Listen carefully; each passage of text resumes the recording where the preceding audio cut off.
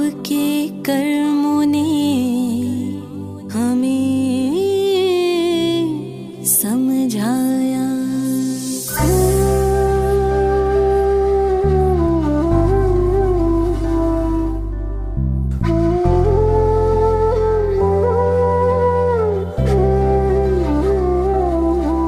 दिल पूछी बार बार, कहाँ छोड़ चली संसार। दिल पूछी। ओम शांति। आज हम सभी हमारे यज्ञ के जो आधार स्तंभ, जिन्होंने ब्रह्मा बाप के हर कदम से कदम मिलाकर के शिव बाबा की हर श्रीमत और आज्ञा का पालन करते हुए आदि से अंत तक यज्ञ रक्षक का, यज्ञ को आगे बढ़ाने का, बाबा के द्वारा मिली हुई सभी आज्ञाओं का पालन करते हुए स्वयं के जीवन को तो संपूर्ण और संपन्न बनाया ही, लेकिन ये यज्ञ की वो मिसाल है जिन्होंने हजारों लाखों आत्माओं को न सिर्फ परमात्मा का संदेश दिया, परंतु जीवन को दिव्य और अलौकिक बनाया। हमारी श्रद्धेय गुलजार दादी, आप सब ने उनकी जीवन झरमर को भी देखा। 8 वर्ष की छोटी वय में इस यज्ञ में आई, लेकिन इस आत्मा का शुरू से ये पार्ट रहा।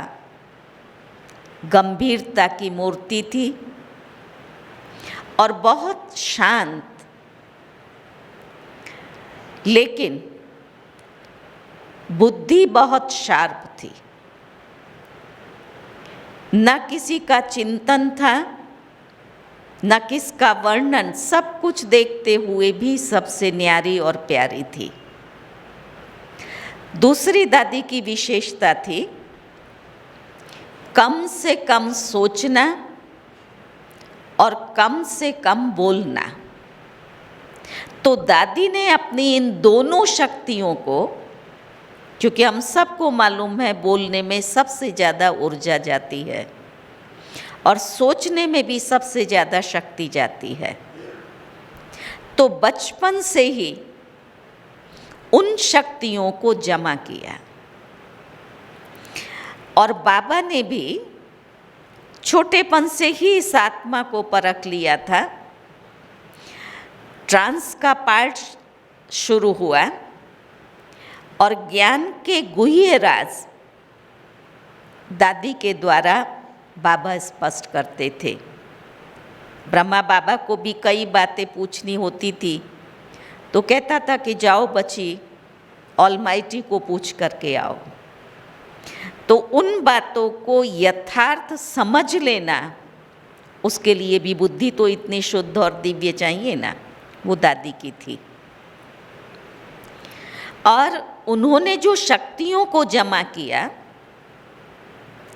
तो बाबा ने उसको जब 1969 में ब्रह्मा बाबा व्यक्त हुए 18 जनवरी को, और 21 तारीख को बाबा की पधरामणि पहले दादी संतरी में हुई, तब बाबा ने इनको निमित्त बनाया कि जैसे साकार में पाठ चलता था, ऐसे अभी मुरली रिवाइज होगी और बाबा इस मुकर्रर तन के द्वारा बच्चों से मिलते रहेंगे। तो कम बोलने वाली दादी रात को शाम को 6:30 बजे बैठती थी और सुबह 6:30 बजे और 8 बजे तक बाबा उस तन के द्वारा बोलते थे। उस वाणी की शक्ति को बाबा ने यूज़ किया कम सोचने वाली दादी जिसकी बुद्धि इतनी तीव्र थी, उस बुद्धि को भी बाबा ने यूज़ किया, समय को भी बाबा ने यूज़ किया। और आज वो दादी सारे यज्ञ में सब उसको बोल रहे हैं बाबा वाली दादी, क्योंकि जिस भी मंच पर दादी जाकर के खड़ी होती थी तो उसकी वो पर्सनालिटी थी। हर एक को उन्हें देख करके बाप दादा याद आता था। कहा जाता है जैसा संग वैसा रंग। जिसने 50 वर्ष तक और 12-12, 14-14 घंटे भगवान को इस तन में समा करके रखा और बुद्धि से तो उनके साथ रहती ही थी, तो उनकी पर्सनालिटी में, व्यक्तित्व में वो बाप दादा दिखाई देता था। देखे तब भी नैनों से बाप दादा की महसूसता होती थी, बोलती थी तब भी बाबा की महसूसता होती थी। चलना, बोलना, देखना, खाना, हर एक से बाबा दिखाई देता था। ऐसी दादी की रूहानी पर्सनालिटी थी। ड्रामा में मुझ आत्मा को ये भाग्य प्राप्त हुआ बचपन से ही। 1971 में जब मधुबन रहना शुरू किया, उन दिनों में बाबा ऑल्टरनेट डे आते थे, एक दिन छोड़ करके एक दिन, क्योंकि पार्टी जो जाती थी वो एक वीक के लिए जाती थी और 12, साढ़े 12, 1 बजे तक बाबा चले जाते थे। तो दादी 6 मास मधुबन रहती थी और 6 मास दिल्ली में रहती थी। तो दादी के बहुत नज़दीक थी, कई सेवाओं के कारण से दादी को मिलना। तब भी दादी से जो प्रेरणा मिलती थी, और दादी भी कई ऐसी छोटी छोटी बातें जो ध्यान पर देती थी, उसने भी बहुत कुछ सिखाया। जब देखो तब सिवाय बाबा के और बाबा के प्योर ज्ञान के दादी दूसरी बात नहीं बोलती थी। तो वहाँ भी दादी की पालना का सौभाग्य प्राप्त हुआ। और उसके बाद 73 में दिल्ली पांडव भवन में जाना हुआ। तो पांडव भवन में भी गुलजार दादी रहते थे, उनके साथ में हम लोग छोटे छोटे बच्चे और दादियाँ रहती थीं। तो भी दादी बाबा की और इन सब की बहुत गहरी गहरी बातें सुनाती थी। लेकिन दादी का ये लक्ष्य रहता था कि ये जो सभी कन्याएं हैं, कुमारी हैं, तब हम सब छोटे थे, मैं थी पांडव भवन में, आशा बहन जो आशा दीदी है अभी डायरेक्टर हैं वहाँ की, वो भी वहाँ पर आई थी। 1 वर्ष ही उनको सेंटर पर रहते हुए हुआ था। फिर शारदा बहन थी, सुधा बहन थी, हम सब का बहुत अच्छा ग्रुप था। तो दादी ये चाहती थी कि सबको बड़ा अच्छा भाषण करना आना चाहिए। तो दादी ने क्या किया, हम सब की ड्यूटी बनाई कि सबको एक एक दिन शनि रवि भाषण चलता था, तो सबको भाषण करना है। और उसमें टॉपिक्स निकाले, टॉपिक्स की चिटकियाँ बनाई और चिटकी बना करके एक बाउल में रखी और सबको कहा एक एक चिटकी उठा लो। जिसकी चिटकी में जो टॉपिक आया उस टॉपिक पर उसको भाषण करना था। तो भाषण हम लोग तैयार करते थे, फिर सामने बैठ करके सुनती थी। अगर कोई करेक्शन होता था तो करेक्शन देती थी। फिर कई बार टॉपिक देती थी, अभी ये 2 ग्रुप आप आपस में बनाओ। गीता का भगवान शिव है, कृष्ण नहीं है। एक कृष्ण के ऊपर बोलो और एक शिव के ऊपर बोलो। तो रात को बगीचे में बैठ जाते थे, दादी बैठी हुई सुनती थी और हम लोग आर्ग्यूमेंट करते थे। ऐसे ज्ञान की गहराई तक ले जाने का दादी का हमेशा अटेंशन रहा। लेकिन सिर्फ प्योर ज्ञान सुनाना है। मुझे याद है एक बारी कहाँ भाषण करने जाना था, अभी प्रैक्टिस तो थी नहीं, 73 की बात है दिल्ली की। तो मैं भाषण तैयार कर रही थी, दादी ऐसे पीछे से आई, क्या करती हो? मैंने कहा दादी आज उस जगह मुझे भाषण करने के लिए जाना है, तो लाइब्रेरी से ये सारी बुक्स ले आई हूँ, उसमें से पॉइंट्स लिख रही हूँ। तो मैं उस समय जो बुक पढ़ रही थी वो बाहर की थी, उसमें से कुछ कोटेशन अपनी डायरी में लिख रही थी। दादी गुस्सा तो करती नहीं थी, लेकिन दादी का सीरियस देखना वही सिखा देता था। तो बड़े प्यार से और गंभीरता से ऐसे दादी ने मेरी तरफ देखा और देख कर के कहती है, बाबा ने कौन सी मुरली में ये डायरेक्शन दिया है कि बाहर की किताबें पढ़ कर के तुम भाषण करना? तुमको ज्ञान का सागर नहीं मिला है, तुमको ज्ञान नहीं मिला है जो तुम बाहर का पढ़ करके झूठा ज्ञान लोगों को सुना करके सत्य बाप को कैसे प्रत्यक्ष करेंगी? क्या उस दिन से दादी ने बिल्कुल बुक्स, और कभी भी दादी ने फिर ये भी कहा, बाहर के मिसाल बाबा मुरली में देता है वो आप दो, क्योंकि भगवान के मुख से निकले हुए महावाक्यों में ताकत होती है। और बाहर की बुक्स का पढ़ कर के तुम अच्छा सुनाएंगी, लोग तालियां लगा देंगे, ताली बजाएंगे और कहेंगे बहुत अच्छा, लेकिन उनका जीवन नहीं बनेगा। ऐसे ज्ञान के ऊपर दादी का बहुत अटेंशन था। तो योग साधना पर भी दादी का इतना ध्यान था। हम लोगों को ग्रुप में अलग अलग ढंग से योग कराती थी, अकेले घर की बहनों को। एक बार ये 31 जनवरी 31 दिसंबर था, तो हम सब बैठे थे, दादी आज तो नया वर्ष शुरू हो रहा है, तो रात तक हम लोग योग कर ऐसे बातें कर रहे थे। बोली बातें तो करते हो, चलो योग करते हैं और साधना करनी है, साधारण नहीं बैठना है। तो कहा दादी आप योग कराओ ना। तो कहती है मेरे को कराना कम पसंद आता है, लेकिन फिर भी सबने बोला तो बोली संकल्प दिया, बिंदु में बैठना है, एक ही संकल्प में बैठना है, एक ही बैठक पर बैठना है, जो भी बैठक जिसको अनुकूल है। ऐसे साधना में बोली हमको बाबा ऐसे साधना कराता था, आप सबको भी साधना करनी है। बहुत प्यार, पालना, खिलाना, पिलाना, हर रीति का दादी ध्यान रखती थी, लेकिन थी गंभीरता की मूर्ति। बड़ी दादी का दादी गुलजार के साथ बहुत प्यार था। दादी हमेशा हंसते हुए दादी को बोलती थी, गुलजार दादी को, गुल तुम तो ठंडा ठाकुर है, तुम तो निरसंकल्प देवता है। ये बड़ी दादी ने 2 टाइटल दादी को दिए थे, क्योंकि दादी शांत थी तो दादी कहती थी तुम ठंडा ठाकुर है, या फिर निरसंकल्प देवता कहती थी। ऐसे दादी जानकी से भी मैंने बहुत पालना ली है और बहुत कुछ सीखा है, क्योंकि मेरे पुरुषार्थ का आदर्श मैंने दादी जानकी को बनाया था। और मधुबन में उस समय पर जब मैं थी तब जानकी दादी भी वहाँ पर थी।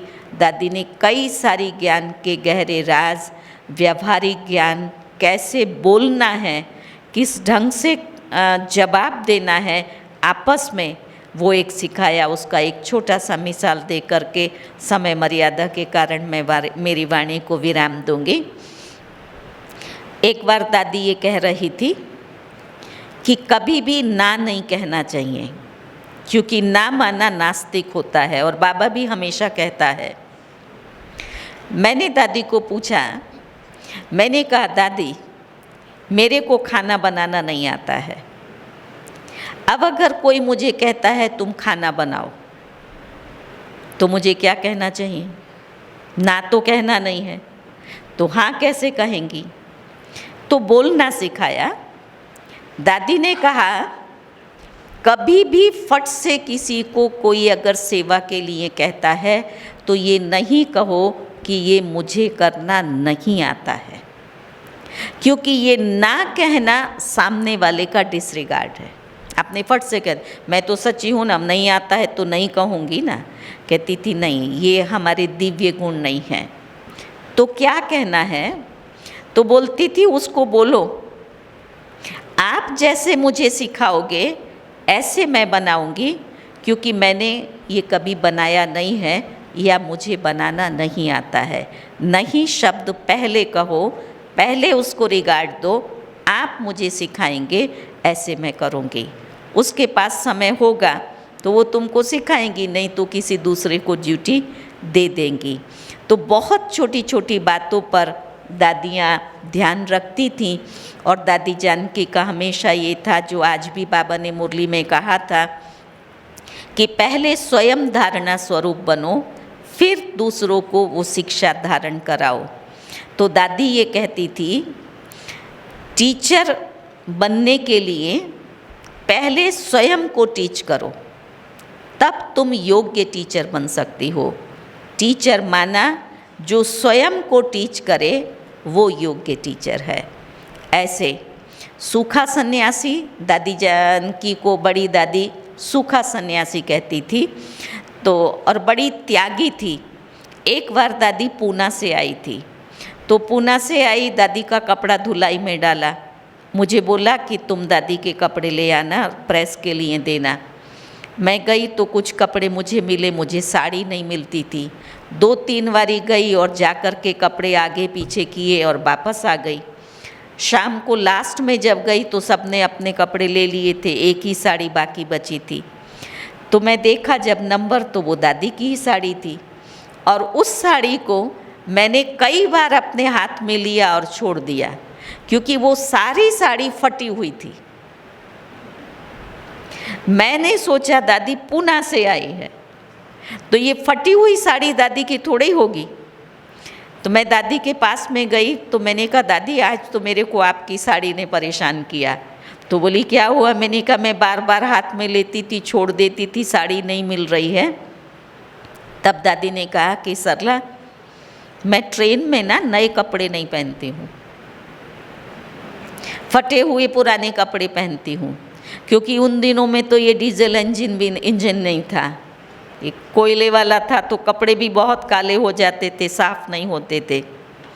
तो ऐसे ये बहुत इकोनॉमी से चलने वाली दादियाँ थी। जीवन के बहुत सारे प्रसंग हैं, अगर उनका वर्णन करो तो सारी रात निकल जाए, लेकिन ये मुझे आत्मा का सौभाग्य रहा उन्हों की छत्र छाया में, उनकी गोद में पलने का, और उन्हों से डायरेक्ट इन शिक्षाओं को ग्रहण करने का ड्रामा ने चांस दिया। तो आज हम उन दोनों दादियों की, दादी जानकी का पहला पुण्य स्मृति दिवस है, और दादी गुलजार के अभी 12-14 दिन ही हुए हैं, अव्यक्त हुए, जिन्होंने अपनी संपन्न स्थिति को प्राप्त किया है। उन दोनों दादियों को शत शत नमन वंदन के साथ श्रद्धा सुमन अर्पण करते हुए ओम शांति। ओम शांति। मेहसाणा सेवा केंद्र का और मेहसाणा की सर्व फुलवारी का, सभी यहाँ की बहनों का, ये एक सारे यज्ञ के वरिष्ठ भाई किसी न किसी कारण से, चाहे रिफ्रेशमेंट होने के लिए, चाहे यहाँ क्लासेस के लिए आते रहे, और उन सभी के विशेष उन्हों का हमें ये लाभ प्राप्त होता रहा। आज हम दोनों दादियों के निमित्त विशेष श्रद्धांजलि अर्पण करने के लिए हम सभी अपने दिल की शुभ श्रद्धा सुमन अर्पित करने के लिए एकत्रित हुए हैं। दादियों की पालना और दादियों के जो अविस्मरणीय संस्करण हैं, वो तो स्मृति पटल पर हमें हमेशा के लिए याद। उनकी एक बहुत बड़ी विशेषता ये थी कि दादी कितनी बार अभी भी दादी लगभग आने से पहले इन्फॉर्म नहीं करती थी। दादी का मैसेज नहीं रहता था कि मैं आने वाली हूँ। मुझे याद है एक बार 3 बजे का टाइम था दोपहर का, और अचानक दादी जी का आगमन हुआ, डोरबेल बजाई। अभी सोए हुए थे, रेस्ट का समय था, तो उठ कर के जब आकर के दरवाज़ा खोलने से पहले पूछा कौन है, तो सीधा ही दादी ही गेट के आगे थी, और उनके साथ बहनें तो थी ही। तो बोला दादी जानकी है। तो मैं तो दादी के शब्द कान में सुने और अचानक दादी जी का आना, तो दादी जी आए, फिर दादी जी फ्रेश हुए और उसके बाद में, और वो हमेशा यही कहती थी अगर उन्हों का प्रोग्राम मिला भी हो तो, कि भोजन बनाने का हो चाहे नाश्ते का प्रोग्राम दिया हुआ हो, तो वो हमेशा ये पहले कहती थी कि ज़्यादा वैरायटी नहीं बनाना, और अगर ज़्यादा वैरायटी बनाई तो दादी भोजन नहीं खाएंगी। जैसे दीदी ने भी सुनाया कि दादी की अपनी एक विशेषता ये बहुत पक्की थी, एक नामी और इकोनॉमी। एक नामी तो वो थी ही, एक बाप दूसरा ना कोई। उनके रग रग के अंदर बाबा समाया हुआ था। बाबा को उनको मैं नहीं समझती कि कभी याद करना पड़ा होगा, बाबा की याद ही उन्हों को नहीं भूलती होगी। ऐसी हमारी परम श्रद्धेय दादी जानकी जी थी। और दूसरा दादी जी जो इकोनॉमी का अवतार थी, कि गीत के अंदर भी बहुत दादी के सुंदर शब्द, खीसा खाली। हमेशा दादी कहती थी कि जेब खाली, मैं हाथ में रुमाल भी नहीं रखती हूँ, कोई डायरी भी नहीं रखती हूँ, और मेरे जेब में कोई पैसा भी नहीं, तो भी कौन हूँ, विश्व का मालिक हूँ। ये दादी का सफ़ेद कपड़ा रहता था, और जेब खाली और विश्व का मालिक, तो ये दादी का अपना एक स्लोगन था। इकोनॉमी का सचमुच में दादी अवतार थी, और उन्हों की ये इकोनॉमी के अवतार की जो इच्छा थी वो बाबा ने संपूर्ण पूर्ण की। दादी कहती थी कि मेरे को कोई भी फूल अर्पण नहीं करना, कोई फूल मेरे ऊपर नहीं चढ़ाना। क्या, और वास्तव में वो बाबा कैसे पूरा किए भी देखने की बात है, क्योंकि दादी जी जब अव्यक्त स्वरूपा हुई तो 27 मार्च का दिन था, और अभी स्ट्रिक्टली लॉकडाउन लगा था। मधुबन में भी जो रहने वाले निवासी भाई बहनें थे, वो भी सब दादी जी के पास फूल अर्पित करने के लिए नहीं आ सके, क्योंकि उस समय वहाँ पर सिर्फ 100 जन को मुश्किल से परमिशन मिली थी। SDM भी वहाँ थे, काफ़ी पुलिस का वहाँ स्टाफ था, और तब उन्हों की हाजिरी में दादी का अंतिम संस्कार किया। एक फूल नहीं, एक हार दादी के ऊपर नहीं। और दादी का ये संकल्प था ही कि दादी को कोई भी फूल नहीं चढ़ाना, कोई हार चढ़ाना नहीं, कोई खर्चा नहीं करना। ये कैसे संभव हो सकता था अगर ये लॉकडाउन नहीं होता? कोई भी जाता तो दादी के ऊपर फूल और हार तो चढ़ाता चढ़ाता और चढ़ाता ही। लेकिन बाबा ने वो भी इच्छा उन्हों की कैसे पूरी की कि इकोनॉमी का अवतार जो लास्ट तक उन्हों को उनके संकल्प को पकड़ के, अभी रिसेंटली लास्ट में भी दादी जी की फर्स्ट पुण्यतिथि 27 मार्च को आ रही है, अभी जाने वाली हैं दीदी, तो उनके निमित्त लोकार्पण, क्योंकि उन्हों का जो स्मारक बनाया है शक्ति स्तंभ, उसका फर्स्ट पुण्यतिथि का लोकार्पण की विधि है। इंडिया से जो भी वरिष्ठ बहनें हैं सभी को विशेष निमंत्रण दे करके बुलाया गया था। अभी सडनली 144 वहाँ धारा राजस्थान के अंदर लग गई, इसीलिए उनका वो प्रोग्राम भी कैंसिल हो गया, वो मीटिंग भी उन्हों की कैंसिल हो गई। या इसीलिए वो बहनें भी अभी नहीं आ सकती हैं, वो भी उन्होंने खर्चा वहाँ पर बंद कर दिया। तो बाबा ने उन्हों की इनडायरेक्टली कैसे इच्छा को पूर्ण किया। क्या हमने देखा कि कोई भी खर्चा जहाँ दादी के नाम से खर्चा आता, या थोड़ा भी, सिंपली बात है कि दादी की मीटिंग के या उनके प्रोग्राम के लिए कुछ तो खर्चा होता, लेकिन वो उन्होंने वहाँ का वहाँ ही बंद कर दिया। तो ऐसी हमारी इकोनॉमी और एक नामी के अवतार दादी की तो बहुत सारी, बार बार दादी का। और एक विशेषता दादी की ये थी कि दादी जब भी महसाना या कहाँ भी जाती थी, आती थी, हम पानी का ग्लास लेकर के दादी के सामने जब जाते थे, दादी कभी पानी नहीं पीती थी। दादी कहती थी पहले मैं दान करूँगी और फिर मैं स्वीकार करूँगी। तो दादी सबको बैठा करके 1 पॉइंट 2 पॉइंट भी वो पहले ज्ञान की सुनाती थी, और उसके बाद ही दादी पानी पीती थी, उसके पहले कुछ नहीं लेती थी। तो पहले देना और देने के बाद में कुछ स्वीकार करना अल्पाहार, ये दादी की बहुत सिंपल दादी रही। याद है दादी एक बार सुना रही थी यज्ञ में, जब मैं शुरू में आई बाबा ने मुझे देखा तो बाबा ने कहा कि बच्ची तुम्हारा ये मत्था है ना, ये बहुत बड़ा है।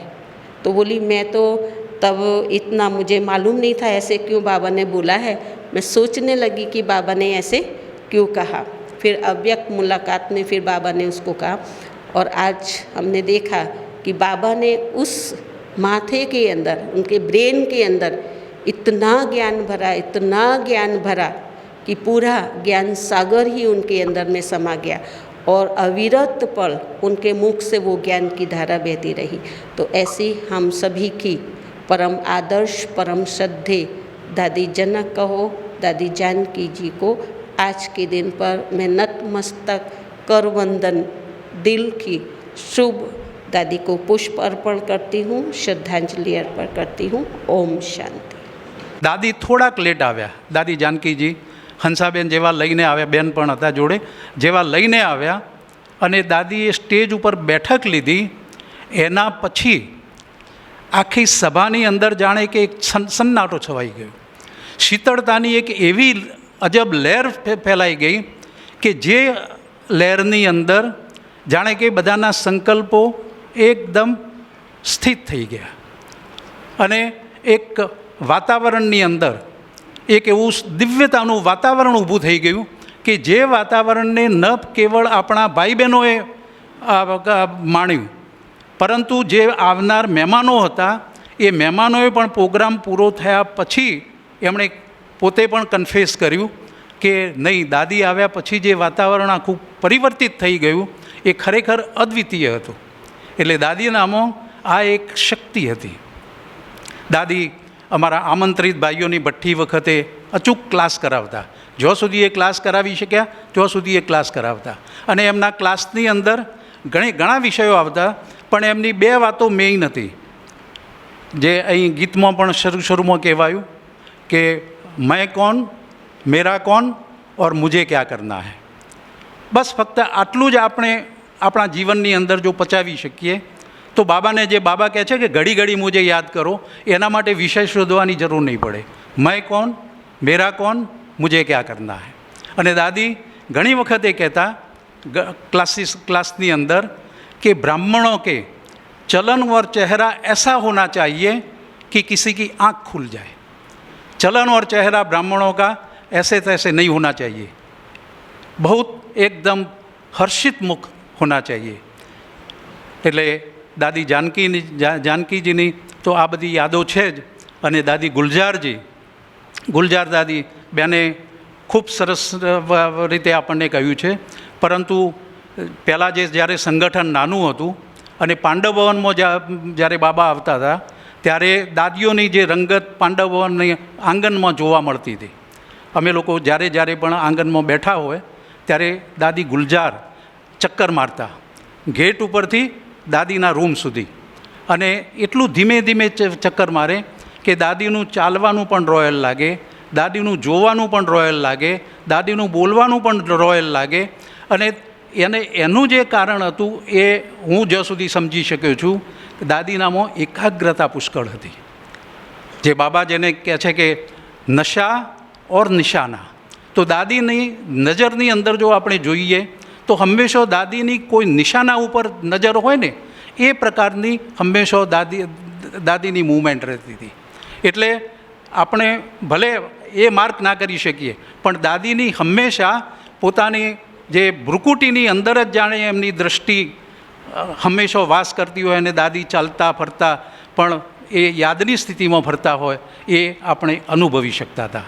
અને દાદીની એ પણ એક વિશેષતા હતી કે દાદીને ગમે તેવો ગંભીર વિષયનો ક્લાસ આપ્યો હોય, આમંત્રિત ભાઈઓની ભઠ્ઠીમાં ઘણી વખત એ ક્લાસ કરાવવા આવતા હતા, પણ દાદી ટુ ધ પોઈન્ટ ક્લાસ કરાવે। કદી દાદીનો ક્લાસ 45 મિનિટનો ક્લાસ હોય તો 45થી 50 મિનિટના ઉપર કદી ના જાય, અથવા 44 મિનિટમાં પણ દાદીનો ક્લાસ પૂરો ના થાય, એટલા ટુ ધ પોઈન્ટ દાદીના ક્લાસીસ આવતા હતા। એટલે એવા સમયના અભાવે હું આગળ નથી કહેતો બહુ, પરંતુ એવા આપણા જે આ દાદીઓ કે જે દાદીઓએ આ યજ્ઞને એક એવા મોડ ઉપર લઈ જઈને મૂક્યો છે કે જે યજ્ઞની આજે બોલબાલા આખા વિશ્વની અંદર થઈ રહી છે, એવા બંને દાદીઓને હું શત નમન અને વંદન કરું છું અને મારી શ્રદ્ધાંજલિ અર્પણ કરું છું. ઓમ શાંતિ. ઓમ શાંતિ.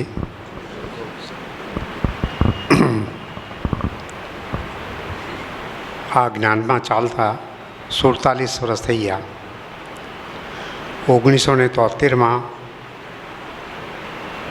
ઊંચી શેરીમાં જ્યારે શરૂઆતમાં નારાયણભાઈને બધા હતા, એ વખતે સરલાબેન પણ નહોતા. અમદાવાદથી બેન આવતા હતા ક્લાસ કરાવવા. એ સમયથી મેં ક્લાસ શરૂ કર્યા અને હજી પણ ચાલુ જ છે. કારણ કે બાબાનું જ્ઞાન મગજમાં બેસી જાય પછી એને છોડી શકાતું નથી, જેને બેસી જાય તેને. એટલે 1973થી આજ સુધી લગભગ મોર્નિંગ ક્લાસ મેં કોઈ દિવસ મિસ કર્યા નથી, સિવાય કોઈ બહારગામ ગયો હોઉં. એટલે બાબાના પ્રત્યે અતૂટ નિશ્ચય છે. મુરલીમાં પણ અતૂટ નિશ્ચય છે. પોઈન્ટ પણ કેટલાક લખું છું અને દિવસ દરમિયાન એનું મંથન પણ કરું છું. એટલે આ બધી બાબતો જે છે આપણી સ્ટુડન્ટ લાઈફ છે, અને student life is the best life. Student વિદ્યાર્થી તરીકે આપણે જે કંઈ કરવું જોઈએ એ અવશ્ય ધ્યાન. 1975માં પહેલાં મળવા ગયેલા મધુવનમાં દાદીને, બાબાને મળવા ગયેલા, પણ પહેલાં દાદીને મળતા. અને દાદી એટલા બધા પ્રેમાળ હતા કે એક વખત તો મારા એમના ખોળામાં માથું મૂકી મારા આંખમાંથી આંસુ આવી ગયા હતા. એટલે દાદીનો ક્લાસ, દાદીનો પ્રેમ બહુ જ પ્રેમાળ હતા. અમે નજીકથી જ એ બધું અનુભવ્યું છે, કારણ કે એ વખતે બહુ થોડી સંખ્યા હતી. 1975માં પહેલાં ગયા ત્યારે મને લાગે નારાયણભાઈ, હું અને બીજા 3-4 ફેમિલીવાળા હતા, બાકી કોઈ ફેમિલીવાળા નહોતા. અને બાબાને જ્યારે મળ્યા તો સામે રૂબરૂ જ જાણે સામે જ બેઠા હતા બાબા અને મારા યુગ.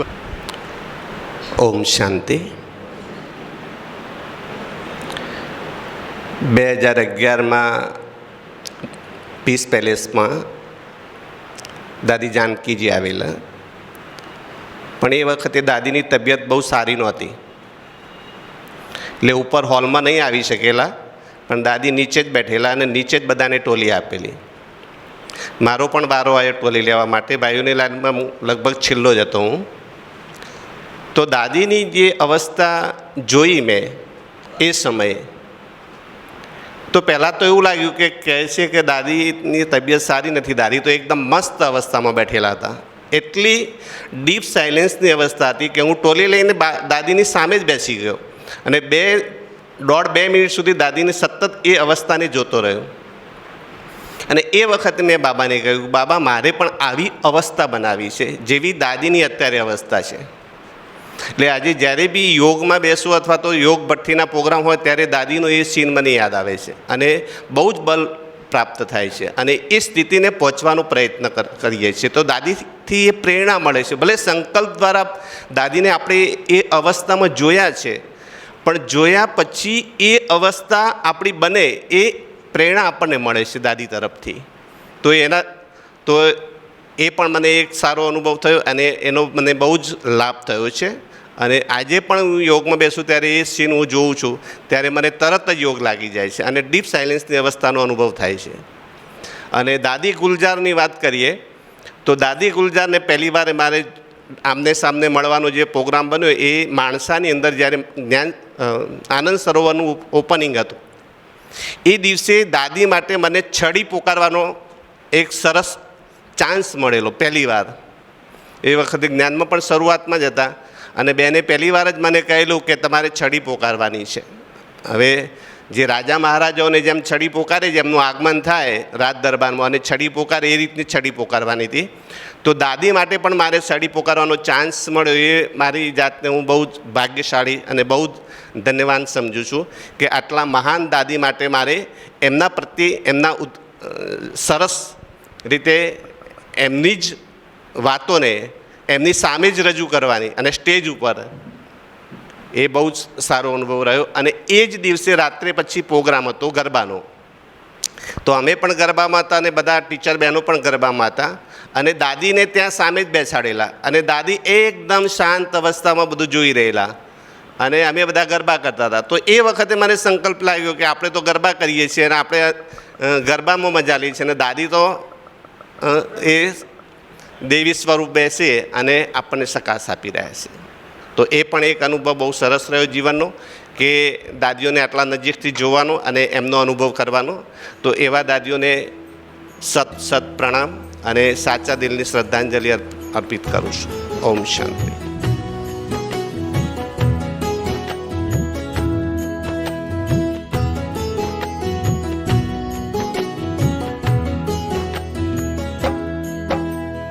याद रखेंगे हम तेरे दिव्य कहानी दादी जी, याद रखेंगे हम तेरे दिव्य कहानी. मुरलीधर और मुरली के तुम थे खूब दीवाने, मुरलीधर और मुरली के तुम थे खूब दीवाने. याद रखेंगे हम तेरी दिव्य कहानी दादी जी, याद रखेंगे हम तेरी दिव्य कहानी.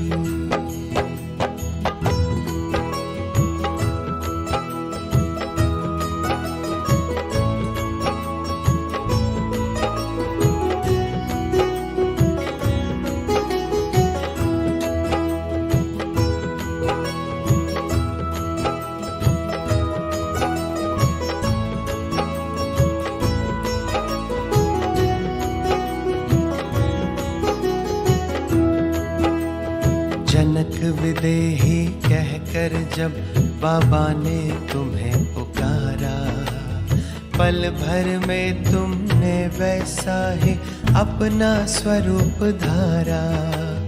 पालन करती रही सदा तुम बाबा की समझानी. दादी जी हम याद रखेंगे तेरी दिव्य कहानी, याद रखेंगे हम तेरी दिव्य कहानी दादी जी, याद रखेंगे हम तेरी दिव्य कहानी.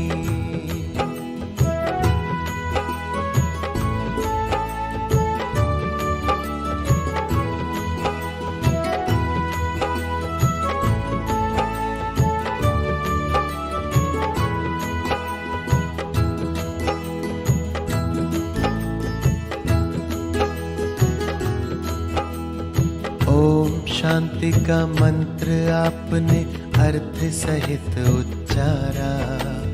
स्वयं प्रभु और घर की याद का देती रही इशारा. बांटे तुमने वरदान सभी को बन कर के वरदानी. दादी जी हम याद रखेंगे तेरी दिव्य कहानी, याद रखेंगे हम तेरी दिव्य कहानी दादी जी, याद रखेंगे हम तेरी दिव्य कहानी.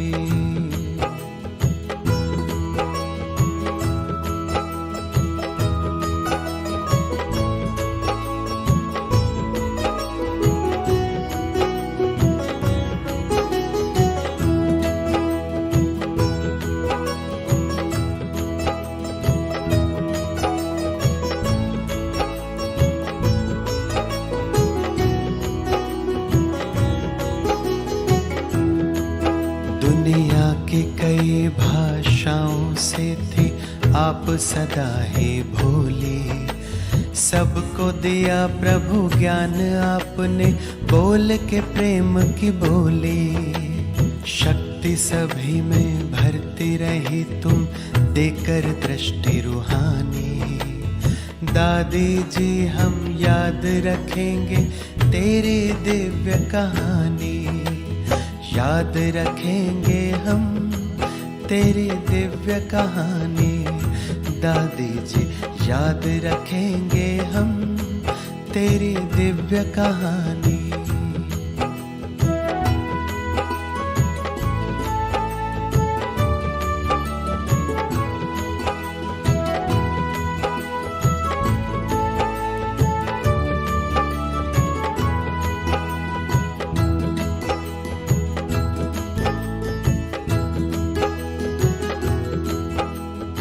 त्याग तपस्या सेवा आपकी सच में बड़ी निराली थी। नहीं कुछ भी पास में रखा, फिर भी सारे जहां की वाली थी।